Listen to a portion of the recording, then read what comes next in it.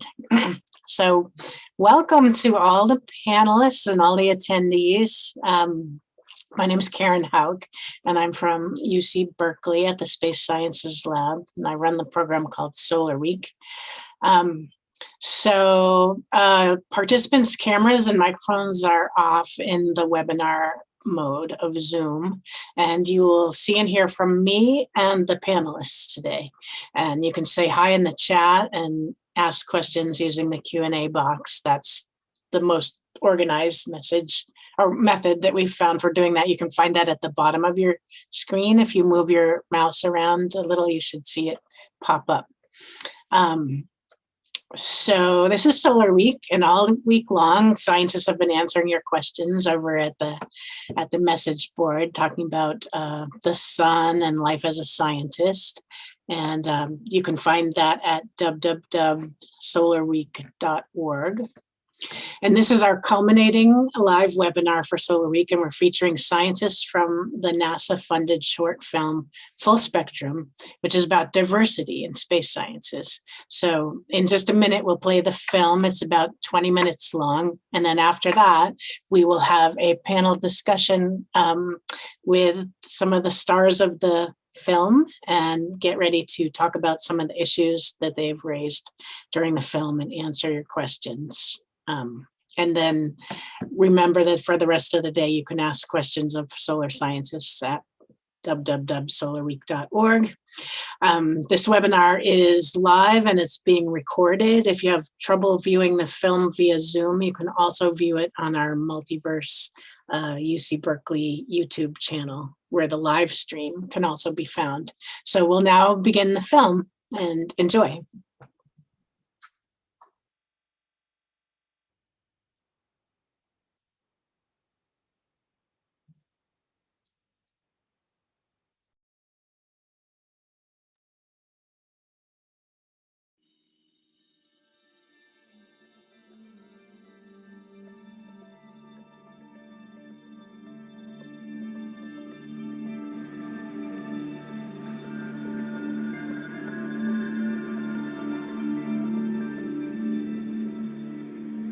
There is a common thread to all of my research, and that's magnetic fields on stars. I study low-mass stars and brown dwarfs. My field of specialty is the aurora. My research interests are in supernovae and supernova cosmology. I study the sun, and I study the sun as a star. What I particularly work on is the interaction of the solar wind with Earth's magnetic field. And my research focuses on the interstellar medium and understanding the chemical composition of the ISM. I'm a space plasma physicist, which means I study the particles, the energetic and thermal particles that are in the Earth's natural environment. I'm interested in active galactic nuclei, and these are the bright centers of galaxies. These galaxies have a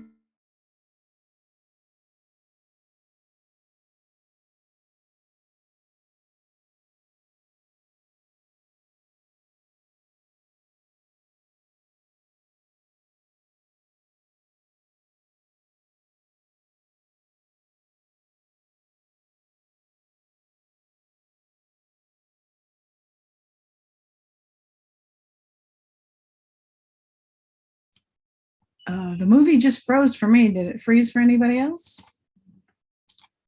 Yeah, it looks like we're having oh, for me it did. Yep. Let's see.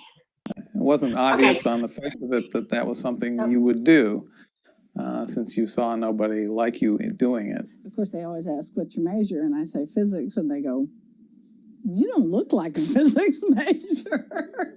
I always kind of took that as a compliment, but it is. You don't look like a physics major because everybody has an idea in their mind what a physics major looks like. I still sit in rooms full of people, 100, 200 astronomers, where I'm the only, not just the only Black woman in the room, I'm the only Black person in the room. So I live in Upper Manhattan. I walk to work. It's about a 10-minute walk to my office. And On that walk, Black people disappear. So when I walk out of my building, I'm surrounded by Black and brown people. 10 minutes later, when I walk into my office building, they're vanished. There are a few people on the custodial staff, there are a few department administrators, but there are no faculty. There are very few postdocs. And there are a smattering of grad students. But the contrast is really noticeable to me because the world I live in and the world I work in, completely different. Yeah, you felt very much out of place. There was nobody else. I was certain. It was true for most of my life. I was really the only Black guy in the room. If you're underrepresented, you can see that you're not fully represented in this population. So you have to wonder why am I here? How did I get in here? By my senior year, I was the only woman in my the only woman in my quantum physics class. And I remember at that point thinking, is there something wrong with me?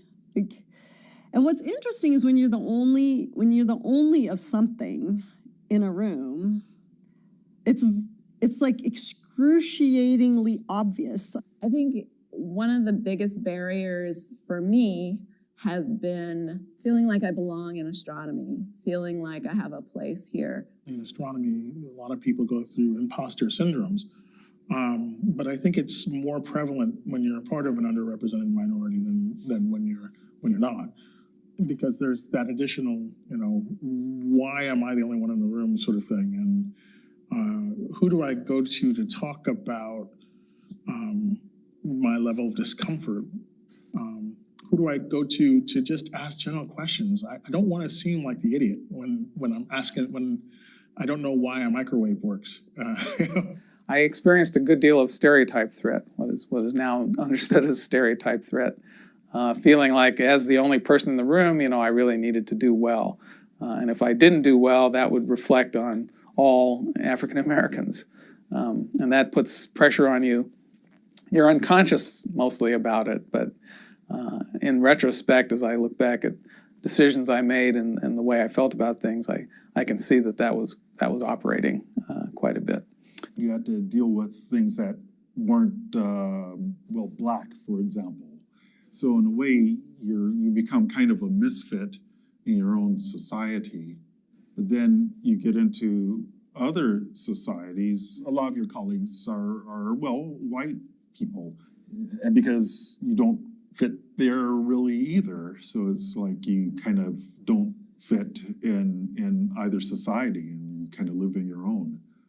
What I have noticed in the US, in Australia, and in Russia is the fact that many of the scientists believe that Hispanic or Black are inferior in the way that they think. So it's not that you're not capable to do something, but you are certainly inferior in your knowledge, even when you demonstrate that you're not.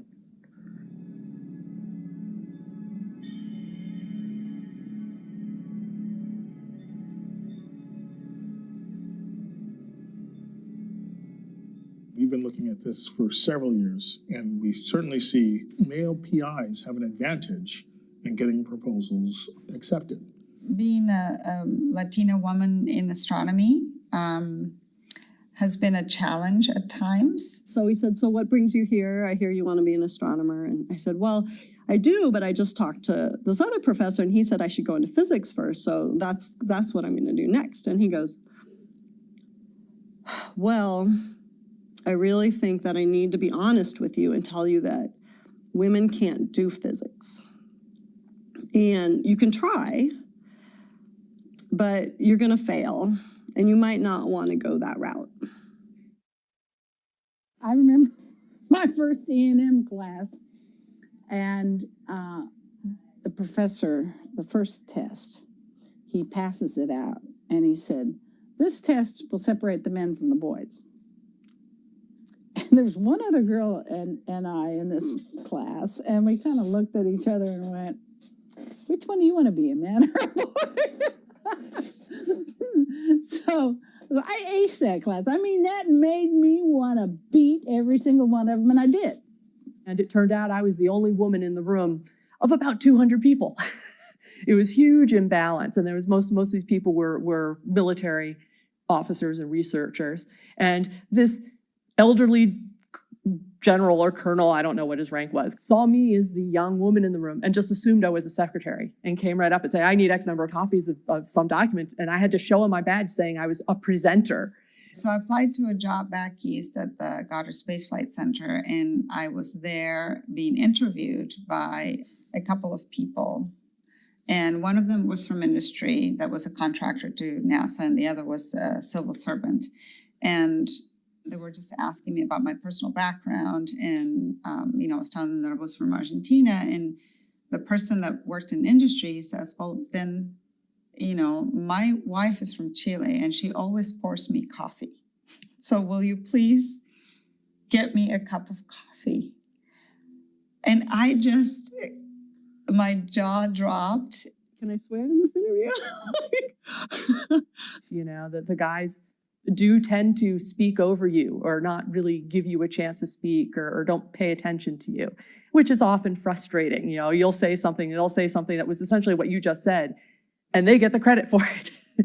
It happens. All these assumptions about my intelligence. And then I remember my math teacher in complex analysis, he had an office nearby, and this professor and I were once again in this argument about something. And my math teacher came out, and he knew how smart I was and totally supported me. And he was like, he said to this guy, no, Laura's really smart. You're not treating her like she's as smart as she is. And he said, well, I don't think she is as smart as you think she is. Like, this whole conversation's happening in front of me. I came from India, where I was never held back, never told that you can't do this because you're a woman. Never. Then I came to USA, and my start was at the University of Denver, very small school. And there were 10 of us in graduate school. I was the only woman in my batch. And the very first year, that is the first time I ever felt discriminated as a woman.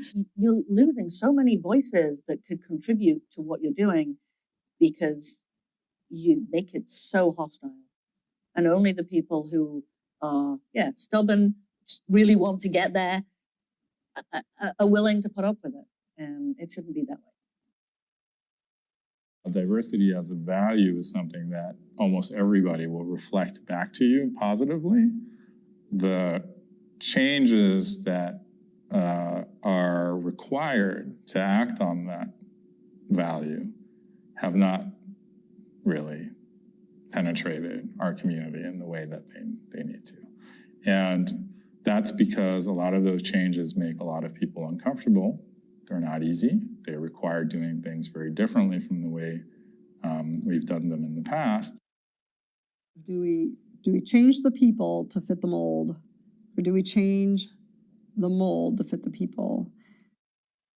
So what we think is an unconscious bias, we tend to try to correct through making proposals more anonymous, so that we really are, when we get into the discussion in the panels about how good this proposal is, it's centered on the science that it's proposing and not the team that's proposing it. At headquarters, when we try to put together committees, advisory committees or science committees or review committees, we try and consciously look for diversity in all ways, And I think if more people do that at whatever level they are working, to try and make a conscious effort to try and get people of different diversities together to work, that will help. So we've been doing things like changing the ethics codes for our professional societies and making sure that people understand that we expect professional behavior and conduct at all conferences. And that has started to really fall into other parts of our industry as well, in terms of science team meetings, industry workplaces. The standards are all starting to improve for really equitable, inclusive areas. Expanding participation is done one student at a time. You have to identify promising students. You have to open up opportunities for them. You have to mentor them and shepherd them along and make sure that they're doing what they need to do. And maybe they don't know what they need to be doing at various points because maybe they don't have that network of connections. They don't have that social capital to understand. And so they need special attention, people who are going to keep an eye out for them and help them along. Giving unconscious bias training to professors to assess their behaviors and their practices and what implications that can be having in their classroom. Because I think a lot of professors, they don't realize that some of the things that they're doing are having disproportional impacts on minority groups. One of the places where a lot of this discussion has been happening recently has been around graduate admissions. And there's clearly a lot of work that still needs to be done to get people to recognize the problems with using standardized test scores, with over-relying on famous people's letters of recommendation, with discounting transcripts from smaller, less-known institutions, generally with our entire admissions attitude to date. I don't think faculty should be allowed to hire faculty. So we just shouldn't be allowed to do searches. We're doing illegal searches. We have the data. We know exactly who gets hired, and we've seen that it isn't diverse. So why would we think that those same people can change somehow to result in a different outcome? Any faculty member that is making any kind of personnel decision has got to be following best practices with respect to hiring. If HR hasn't trained a committee or trained an individual on how to do a search, they are doing a bias search. So without intervention, everybody is perpetuating the systematic underrepresentation of women and minorities. I think it means that we have to move towards cohort hiring, so thinking of hiring in groups rather than hiring individually. And I think it means that we have to move towards competing for lines across departments. We need to think more about what our collaborations look like and try and expand those to keep people in the pipeline, not just bring them in initially and then let them flounder around trying to figure out what they're going to do, but actually, bringing them into the fold, thinking about their ideas, like really making sure that they stay in the field and are happy in the field. It should not be that when you think of scientists or when a little kid thinks of a scientist, they think of a crazy-haired old white man. They should think of a woman or a person of color, or many different things should pop into their mind. Astronomy and astrophysics is a lot of fun. I think being an astronomer is a great privilege, and I would never downplay how awesome it is that we get to spend time thinking about questions that are completely outside of the realm of normal human experience. Is there life somewhere else? In the philosophical, the religious, the ethical, the ramifications of knowing if there's life somewhere else are just enormous. Answering that age-old question that you think about when you're a kid laying under the stars and you see this vast universe in front of you, are we alone? Answering that question. So that is very motivating. You're always trying to find out something that you didn't know yesterday. And so there's always that curiosity. There's the wanting to know why is it like that? Every day is different. Every day has new challenges, new exciting ideas to think about, opportunities to learn, opportunities to help other people learn. I love interacting with students. I find it very rewarding. I love their constant questions between them and my 7-year-old twins. Why? I'm now accustomed to that. I love working with this, huge group of scientists around the world, sharing ideas with them and coming up with new theories and models and observations that should be made. When you see something and you see something going on in the sun and you come to an understanding of something that's happening with a fair amount of confidence, and you realize that no one else in the world knows this for that moment or for that period of time. So that's pretty thrilling. I'm an associate professor of astronomy at Columbia University. And I'm a professor in the astronomy department at UC Berkeley. I am a professor and chair of the Department of Physics and Astronomy at Sonoma State University. I'm an associate professor at Hunter College of the City University of New York.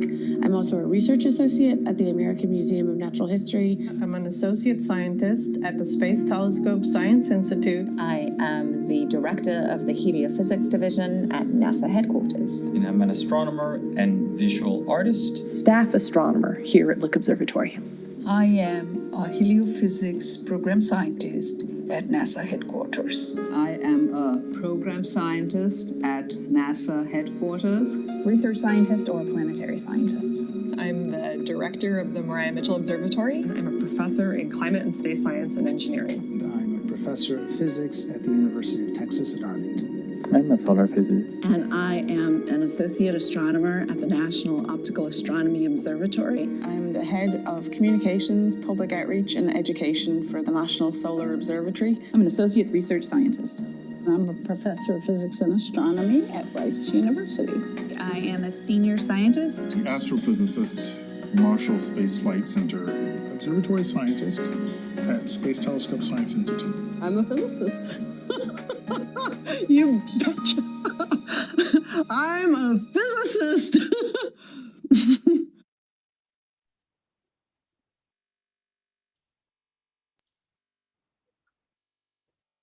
Okay. Well, welcome back, everybody. And now we're going to have a discussion about some of what we saw in the film. And with us are several scientists who were either featured in the film or scientists who have otherwise participated in the Full Spectrum Project. So please welcome Dr. Nikki Fox of NASA, Dr. Mitzi Adams of NASA Marshall Space Flight Center, Dr. Dara Norman of the National Optical Astronomical Observatories, Dr. Isabel Hawkins of the Exploratorium, Dr. Regina Jorgensen of the Mariah Mitchell Observatory, Dr. Sue Lepre of the University of Michigan, Dr. Laura Peticolis of Sonoma State University, Dr. Pat Reif of Rice University, and Dr. Angela Speck of the University of Texas, San Antonio. And we're gathering questions from our audience now, and please remember to use the Q&A box to ask your questions. I've seen a couple of them there, but I'm going to start out with a question of my own. So in the film, Dr. Peticolis asks the question, do we change people to fit the mold, or do we change the mold to fit the people? How would you say it works right now? Is there a metaphorical mold for space scientists that people coming into the field feel like they need to conform to? What effect does that have on diversity and inclusion? And what kind of changes to that mold do you think are needed? So I'm happy to start. So I think it's not so much that there's a mold that we that aspiring astronomers and planetary scientists see. It's that the people who are training, the people who are currently professors and helping us get there, they are the people who see a mold that we have to be squished into. So I would say that it's that mold isn't something that we aspire to at all. It's that when we start down the path, we are pushed into that mold, and it's very hard to break people's ideas about, well, this is the way we've always done it, and so this is how we should continue to do it. And we really need to, I would say, just throw out the mold completely, and allow everyone to be themselves, because we can be ourselves and scientists at the same time. Imagine that. Does any of the other panelists want to take a shot at that, answering that? Or I could also have several questions in the Q&A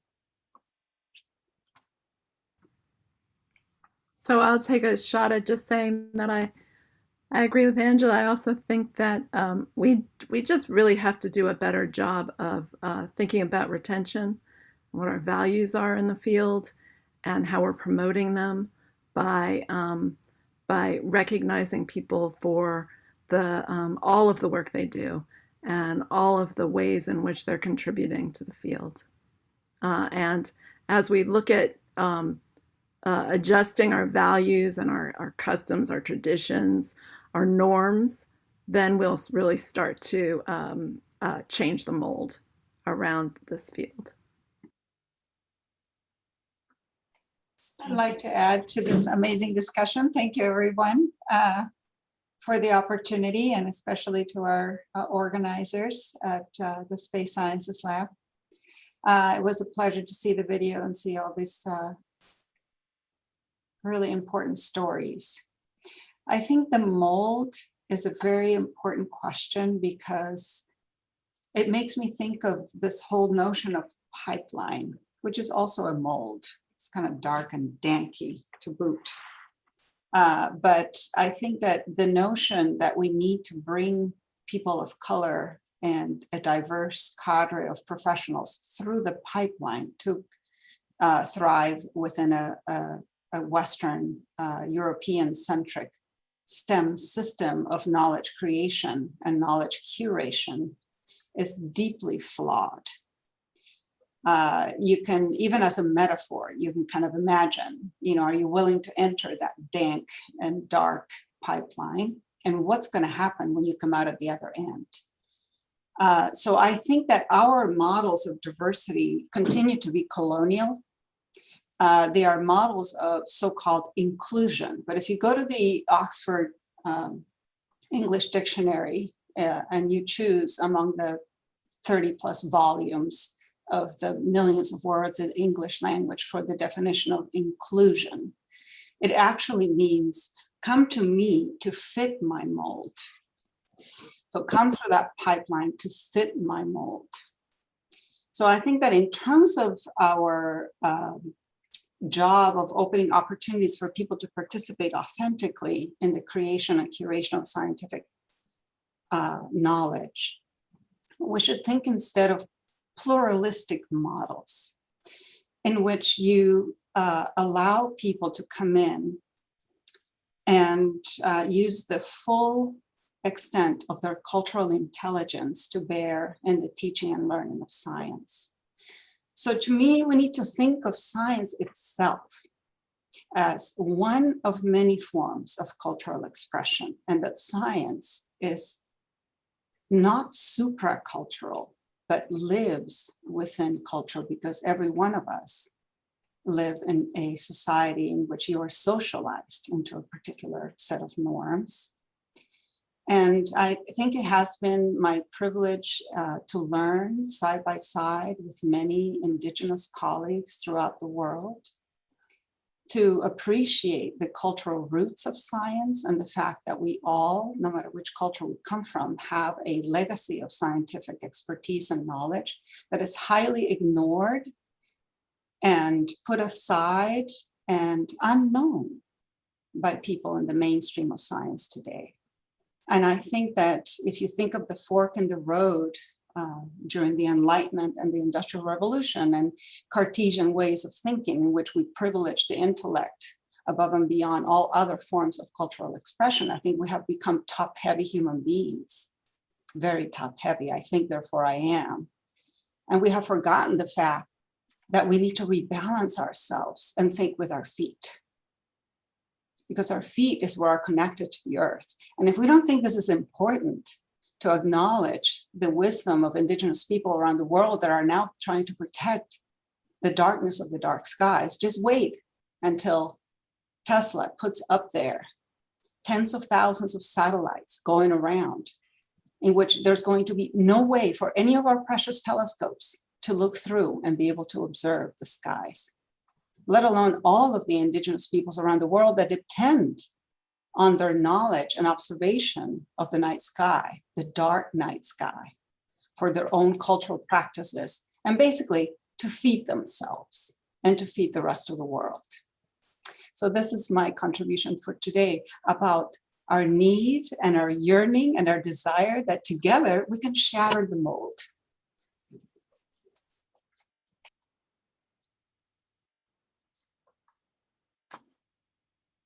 See, people are cheering. um, okay, well, I'm gonna, we have a lot of good questions and comments, and I will go to a few of those. Someone said, how do you face discrimination? Because if it was me, I would have been very angry.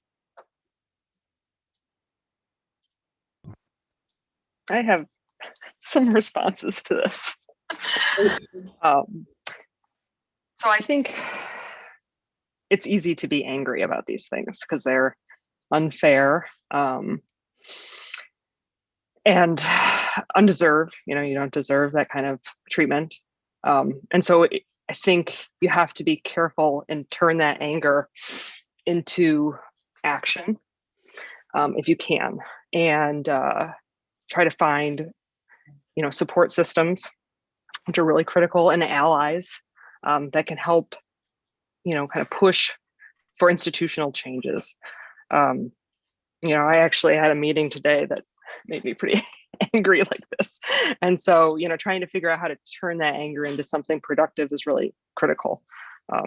So I won't belabor that. I'll let other people speak on this as well. So I'm just going to comment that actually I don't tend to get angry. I tend to get really sad. I tend to get crushed by it. Not so much now because I'm more senior, but when it first happened and I was an undergraduate and I had a professor who I'd gone to his office hours for help.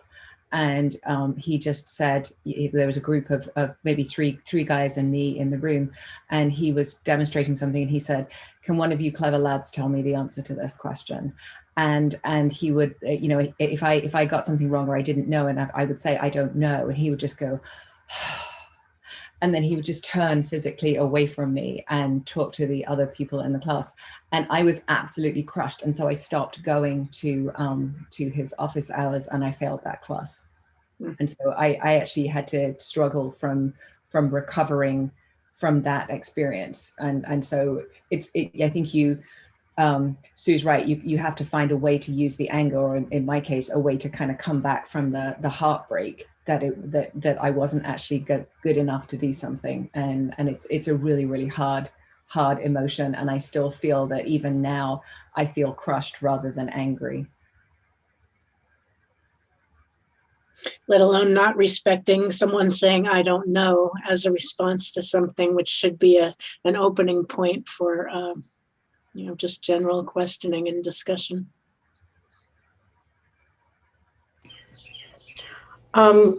Karen, I first would like to say thank you very much for the promotion, but I have not earned a PhD. I earned a master's degree. Well, in my mind. Sorry about that. But Isabel, I would like to say that I really thank you for your words. I've done some work in Peru and have learned much about the ways that indigenous folks there think about the sky. And I've seen the night sky from the Amazon, where there were no lights at all. And it was jaw-dropping. And I was just totally amazed. But yeah, not only the astronomy are we losing, but we're also losing many plants and animals that could actually help us. And we're losing the knowledge of how to use those plants to help us. So yeah, I'd like to thank you for mentioning all of that. And I would say ditto. But regarding what Nikki just said, when I was in high school, ages ago, I'm probably older than most all of you, I was the only girl in my physics class. And I said I wanted to be an astronaut. And I faced ridicule, open ridicule, laughter. And in my physics class, I had similar issues with my physics teacher. And I did not do well in that class. And it was a very uncomfortable position because the teacher did exactly the same thing. If I did not know an answer, he would turn away from me and look at the boys in the room for an answer. And if I did not know how to set up an experiment, because I'd never seen this stuff before, he would look at the boys in the room. So yes, it was very crushing.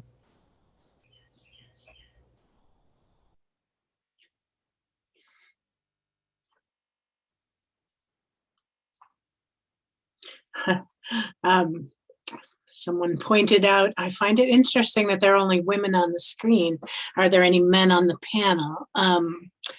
That is actually because Solar Week has always had although it's open to anyone and both genders of students are welcome, it's also always had a mission to kind of inspire girls in the sciences and stuff. So we've always had women scientists answering questions during Solar Week. I know you noticed during the film that there were men in the film as well, and we could have invited men to the discussion, but we decided to focus on our stellar women scientists. Somebody says, what about, it's important to have diversity. How do you create diversity without bridging on cultural tokenism? And also, what about opportunities for persons of various physical abilities?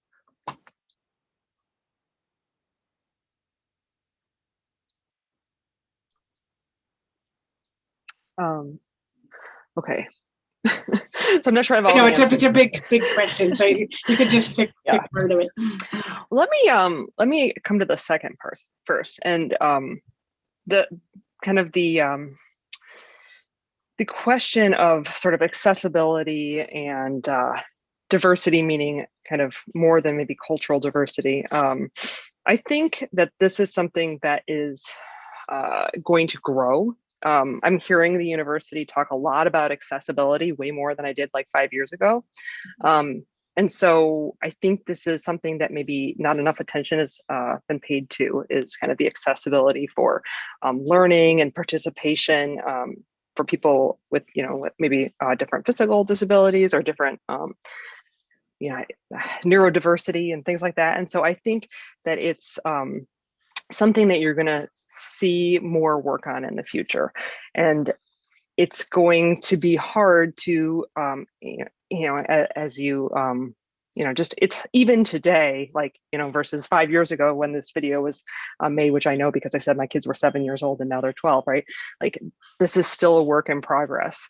And so I think that we're just going to have to work really hard to expand this diversity to mean many things. And, that means that we may have to change the way that we do things. I don't think people should have to fit a specific mold. I think we should expand what that mold is. We need to evaluate people's impact as being more than just the number of papers they write, and the number of the amount of funds that they get on their proposals. How else can people have impact? So I don't know. I don't have answers, but I think it's something that's really important to evaluate in the future and try to make room for. Thanks. Yeah, I'll add some thoughts to that. I think a part of it, a very subtle kind of chipping away part of the answer to that, is simply speaking up at different points in our careers. Right now, I'm having an exchange. We're selecting undergrads for a internship for the summer. And I've been working kind of in the field of diversity and equity for a long time. And so I'm really adamant about using a rubric, determining our values, putting those values into the rubric, trying to do this kind of as best practices show in the hiring world. And it's been really tough in the conversations we're having. And I would not have expected that, because just like Sue said, like 5 years have gone by since we were interviewed. That's true. Holy moly. And when you kind of surround yourself in this environment, I work with Isabel, I work with Angela, I know many of you, and I kind of forget that not everyone's talking about this every day and thinking about it. And so something that seems so simple to me, like, let's include in the recruitment, please add how you've overcome challenges, and that you have, what in your life has provided the grit that is needed to succeed in science. So that to me seems like a no-brainer. It goes with the growth mindset ideas in education. It helps to open the doors to people who may, gives a criteria that may not, that may allow first generation students to excel in. It provides people, anyways, it's just this thing that other folks haven't thought of, I guess. In any case, apparently that has, it's opened this whole door to some assumptions about what I'm trying to do. And there was just a statement of, well, we don't want to, we don't want to, I forget. In any case, it just opens these very difficult conversations.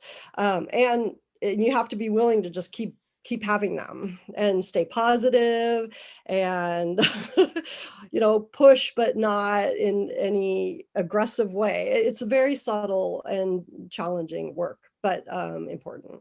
Anyways, and I think in terms of how to deal with the anger or the frustration or the crippling sadness that can come in some of these environments, I just have to thank my mentors, two of whom are here today, Lynn and Isabel, and Pat too. Like, they have, along the way, I've had some wonderful male mentors, and when I've just felt totally crushed, I have called them up and just said, I'm feeling crushed. I want to get out of this field. I'm done. And they will be like, no, you don't. It's just a day. Let's talk about it. Let's scream together.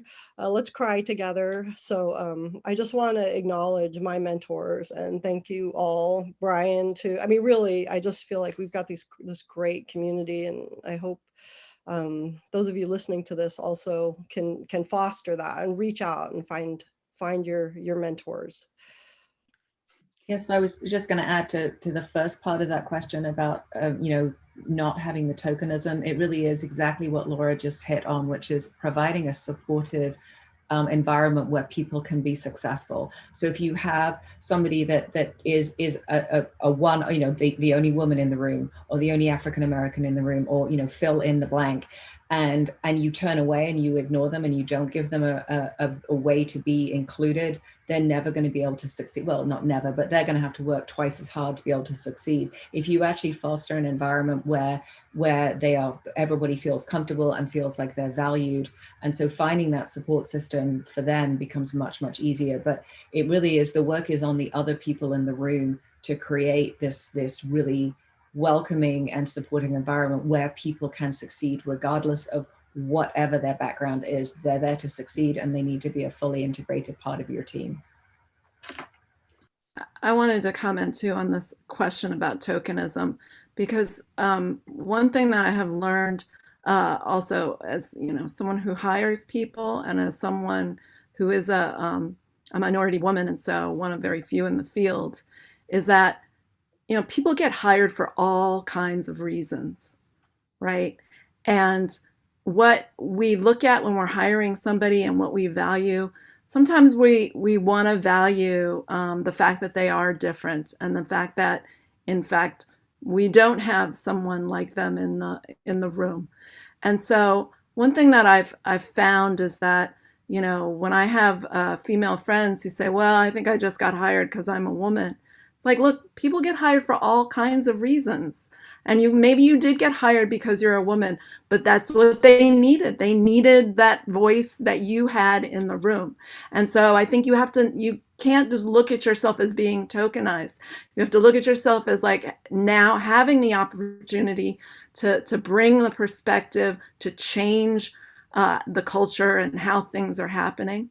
And then like I think Marcel mentioned in the, Marcel and Kelly mentioned, we need to look at in hiring cohorts of people and bringing people in who can sort of build this cohort of different thinking or outside the box, where, you know, how we make changes to how things have been done in the past.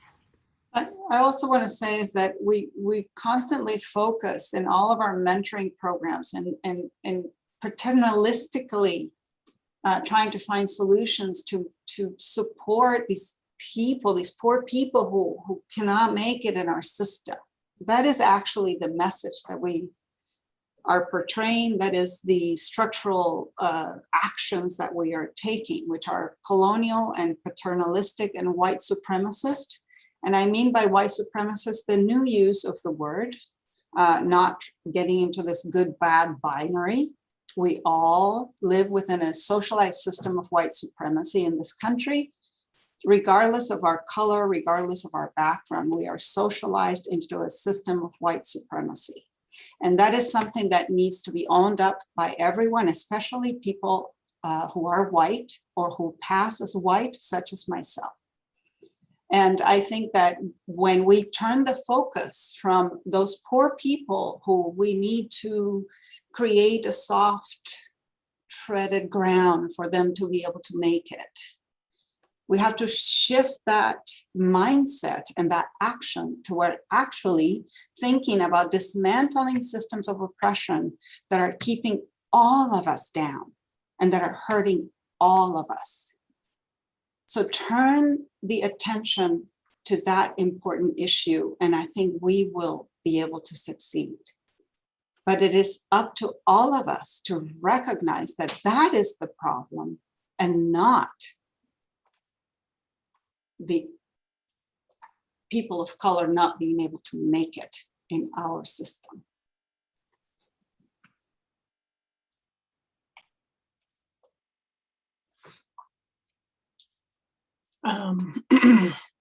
So Laura had mentioned being the mentors that helped her, and I wanted to ask you all, what are some ways that you think that mentoring is important, and how do you do that?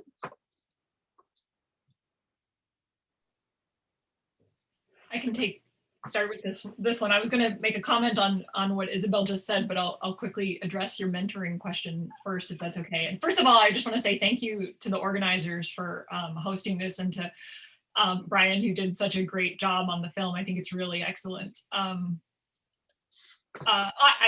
I mentor an REU site. That's what my job is. And so I think mentoring is extremely important. And, you know, all of these things in terms of how we select interns, and, you know, I'm with everything that everybody has said so far. I totally agree with. My original thought, why I raised my hand before you had asked that question, Karen, I wanted to ask Isabel or anyone else here who has thoughts on, you know, how we go about doing what you're suggesting, which I totally agree with. It's just when you think about how do we actually get to that stage, what do we have to do that? That's what I find challenging, because it seems like in my experience, you know, there's lots of really well-intentioned people who work really hard to come up with great EDI efforts, and, you know, small programs pop up here and there and they last for a little while, and then, you know, the people who are doing all the work are not being paid to do it, and so inevitably, or the grant runs out, and then efforts sort of fail. or end, I should say. And so I think one of the big challenges, in my opinion, is trying to figure out how we really create sustainable change. And it's difficult because I think we're fighting this ingrained structure, and the university system, which has been around forever, more or less, it's really difficult to come in and figure out how to make those changes. I'll just say very, very briefly, I think one of the very important things that we need to consider is re-evaluating how we fund science. So how grants are distributed and given out, and can we think about different structures that would support a lot of the EDI efforts and change that people are trying to do, and sort of tie that to grant funding. I'll just throw that out there. I think another important thing besides mentoring, which I think of as being an upper level person helping out a lower level person, is also peer-to-peer support groups. And I think that's also really critical, getting a critical mass of students that are all working together. Maybe one's in math and one's in physics or one's in engineering, but they can communicate and help support each other through graduate school, which is an extremely stressful time, and where a lot of people drop out because of persistence. And that's one thing that's been showing up in the Q&A and the comments, is persistence is so critical. I can't think of a single person that didn't at one point in graduate school say, why am I here? And what I always tell them is, once you've turned in your thesis, you're allowed to burn it, but not until after you've turned it in. So,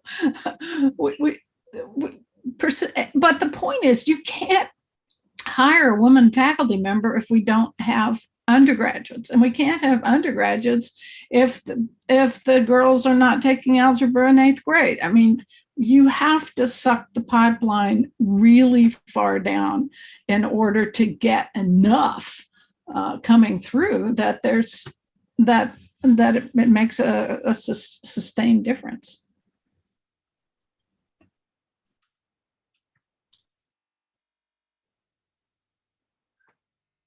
I just want to quickly chime in about mentoring too. Definitely, snaps to the peer mentoring as well. But you also have to think about what areas are you needing to be mentored in. I definitely go to different people for different areas of my career where I feel like I need particular mentoring, and I don't go to the same people for all aspects. So I might go to someone for my science, but I might go to somebody else when I'm thinking about management, or when I'm thinking about how I'm going to interact with a student or other things. And so I think thinking about the ways in which you need to be mentored, or you are interested in being mentored, and trying to cultivate a community around yourself that can mentor you, for different people with different kinds of expertise to mentor you in different ways is really important. And, as a mentor, maybe even helping students or earlier career people to identify, other folks that they might want to go to for particular kinds of mentoring could be helpful as well.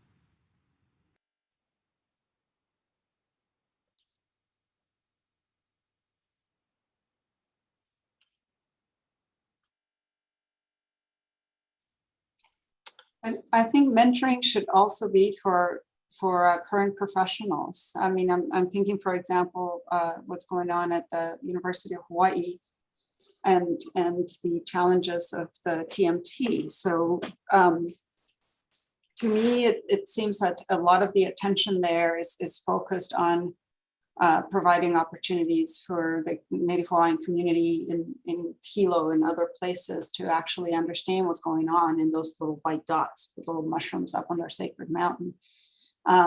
So the work of the Imiloa Astronomy Center, for example, is fantastic. They actually bridge the traditional Polynesian navigation knowledge of the elders and Hawaiian language, featuring Hawaiian language together with the research that's going on in Mauna Kea. But I think that, for example, there isn't a systematic capacity building opportunity or mentoring for those professionals that use Mauna Kea as an instrument of research. So the professional astronomers are not typically invited or perhaps required to attend and build their knowledge about Hawaiian astronomy, about the legacy of understanding, learn a bit of the Hawaiian language, for God's sake. You're going into a foreign country. You're going into a foreign land when you're going to Hawaii. It is a sovereign land of the Hawaiian people. And if you haven't heard or read the story of how Hawaii became a state, I think that should be a prerequisite to anyone stepping on the island, whether you're a tourist or an astronomer or a visitor from other lands. It's just plain respect and common courtesy, and go beyond aloha and mahalo. So I think that is never required of astronomers, which, go there. And now you don't even have to go there. You just sit in your computer, even more distancing, more cluelessness about what's going on there. So I think there's just so much work that we need to do. And we need to be radical about it right now. This is not a time for us to just wait around. The earth is kicking our ass. Okay, we are here. If we survive the next storm, look at Texas. What happened to you, Patricia? I was worried about all of you there. And what's happening right now in Alabama, and what's happening, it's just so much going on. So the moment is now. There is a tremendous urgency about this. And we cannot whitewash the words anymore. We cannot not say the word white. Come on, people. That's what it's all about. Okay? That is the issue. And we have to tackle it. And we have to own it right now. Today, my paper on cultural astronomy was fucking rejected by the research notices of the AAS. How dare they? Okay, let me tell you, that paper is going to be published. But first they invite us to come and give a little poster, an eye poster. You're allowed to give an eye poster if you're an Indigenous astronomer in the AAS. So we all rally, we made the effort, we go over there. We put in all the stuff. We have people from Guatemala, we have amazing Hawaiians from Australia. We put all those posters there. Then you get invited by the AAS. If you want a citable publication, click on this button, submit your little essay, and you'll have a citable publication. So we all work really hard. We submit the essay. What happens? We get some person from Oxford University, because now the AAS has sent all the publications out to England. From Oxford University, some guy that doesn't even know anything about anything that we're doing, and says, I'm sorry, but your research does not qualify as astronomical research. So you might consider other worthy journals. Okay, so that's why I'm so pissed off today. Okay, I'm sorry. I'm really mad today because it happened just now. This is, what day is it? March 26, 2021. Okay, and we've been, thanks to Brian, and Karen, all the people that produced this video, we've been talking about this since 5 years ago. We started this little video thing. Okay, and when I should have poured the coffee on the guy's head, that was 1993. Okay, and we're still at it. It's incredible, people. I'm just like, I'm really ready. I'm ready to just do something different. No, don't. Stay here. I'm here to support you back. Just a bad day. Tomorrow's a new day, Isabel. Okay, I think we are actually to the top of our hour, and I'm just wondering, there's a number of other questions, and of course, people could go to www.solarweek.org to ask those questions, but maybe there's something that we could end up with, and maybe it's not so much a question as just opening it to the panel there, maybe just words of encouragement to those who are wanting to go into the sciences. There was one question about how to deal with imposter syndrome. But anyway, anything that you all would sort of like to leave our audience with at this time would be great. Karen, I see a note from Krisha Jappi, who is only 13. Nice. And what this person says is that they want to be an astrophysicist, and that when you I went through the same thing. When I told people that I wanted to be an astronaut and I wanted to be an astrophysicist, I was told, don't worry, you'll change your mind when you grow up. Well, I never did. Exactly what Krisha is saying that they say to her now when she's 13. So that definitely so that persistence.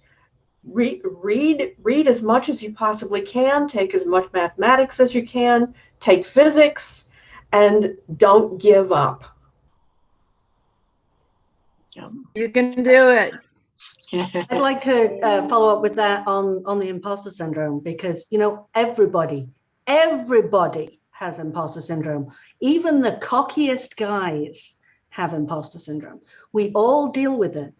And one of the things I would say that I've come to, and you know, I'm fairly senior at this point, is I'm comfortable with my own discomfort. I'm not intimidated by not knowing. I'm okay with being able to say, I don't know. Those are all things that are basically what any good scientist should be able to do. So don't let the imposter syndrome put you off. Of course, you're going to feel like, I shouldn't be here. We all feel that way, and you can use it to your advantage. Well, and the other thing is nobody can understand all of science. Science has just exploded. And so even in my field, there are areas of my field that I don't feel comfortable answering questions on. And so it's, you know, when somebody asks me a question from over here, you know, I agree with you. You have to say, I don't know, but let's check it out. Let's examine it. There was another question from Adrian about what can you do if you don't have higher education? And I know a lot of people are concerned about that, but there are things you can do. You can be a science writer. You can work in a planetarium. You can work with a museum. There's a lot of, you can work as a teacher's aide. You can be an artist too, because NASA has to visualize worlds that are beyond our capability of seeing right now. And you take all the scientific information that you know about temperature and atmosphere and gravity and whatnot, and then you create a picture for people to look at. Artist's rendition. But I really do want to encourage people to go into K-12 teaching. A lot of girls think, well, if I can't be a professional astronomer, it's not worth it.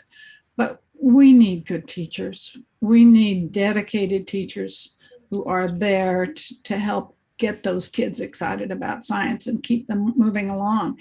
Unfortunately, one of the bad consequences of having so many opportunities for women is that so many talented women who would have been teachers are now out being lawyers and doctors.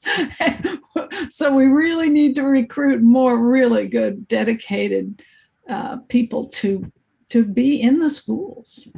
And pay them equitably. Mm-hmm. And appreciate all that they've been through in the last year. Treat them like the professionals they are. Yes, absolutely. All right, well, I think I will wind this up, and we'll put on the screen the